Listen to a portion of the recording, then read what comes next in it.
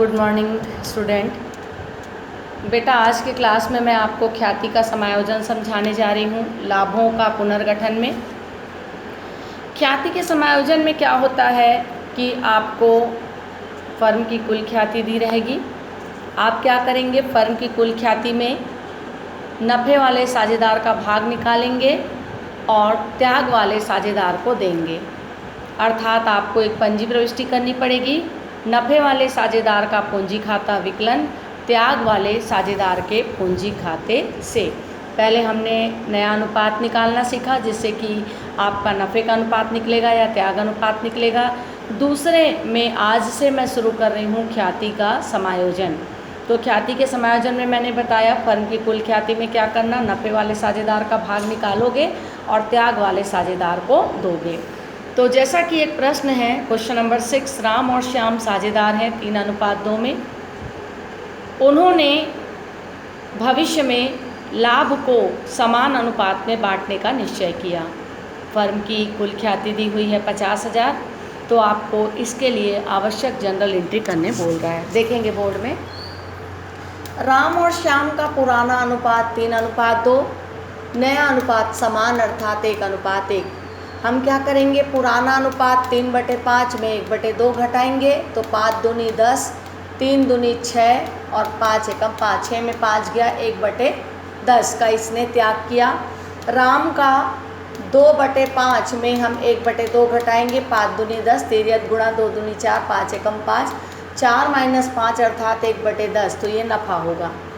तो मैं पहले में भी बता चुकी हूँ कि माइनस में हुआ तो ये नफ़ा हुआ और प्लस में है तो ये त्याग। माइनस मतलब इसीलिए क्योंकि उतना उसको मुनाफा हुआ तो उतना उसका हिस्सा कम हो जाएगा। अब यहाँ पे ख्याति दी हुई है 50,000। 50,000 में हम 1/10 भाग, चूँकि राम ने त्याग किया तो 5,000 उसके खाते में जमा होगा और श्याम को नफ़ा हुआ तो 50,000 का 1/10 भाग उसके खाते से कम हो जाएगा। तो इस तरीके से इसकी हम पंजी करेंगे तो पंजी प्रविष्टि बन जाएगी श्याम का पूंजी खाता विकलन राम के पूंजी खाते से। तो बच्चों इसी प्रकार से और भी प्रश्न आपके बन जाएंगे, कुछ नहीं है, इसमें एक ही नया चीज़ था, फर्म की कुल ख्याति दी रहेगी। अब कुल ख्याति में आप क्या करेंगे, नफ़े वाले साझेदार का भाग निकालेंगे, नफ़े वाले को डेबिट करेंगे और त्याग वाले को क्रेडिट।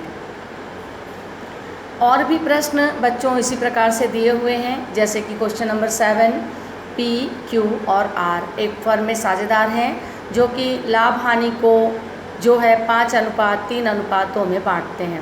उन्होंने भविष्य में लाभ हानि को 3:2:1 में बांटने का निश्चय लिया। इस उद्देश्य के लिए फर्म की ख्याति का मूल्यांकन 3 लाख रुपए कर दिया गया। आपको आवश्यक जनरल एंट्री करनी है।